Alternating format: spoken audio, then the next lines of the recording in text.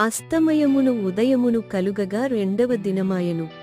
దేవుడు ఆకాశము క్రిందనున్న జలము లొకచోటనే కూర్చబడి ఆరిన నేల కనబడును గాకని పలుకగా ఆ ప్రకారమాయెను.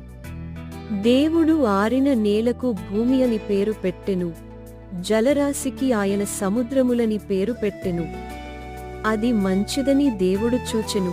దేవుడు గడ్డిని విత్తనములిచ్చు చెట్లను భూమిమీద తమ తమ జాతి ప్రకారము తమలో విత్తనములు గల ఫలమిచ్చు ఫలవృక్షములను భూమి మొలిపించుగాకని పలుకగా ఆ ప్రకారం మాయెను. భూమి గడ్డిని తమ తమ జాతి ప్రకారము విత్తనములిచ్చు చెట్లను తమ తమ జాతి ప్రకారము తమలో విత్తనములు గల ఫలవృక్షములను మొలిపింపగా అది మంచిదని దేవుడు చూచెను. అస్తమయమును ఉదయమును కలుగగా మూడవ దినమాయెను.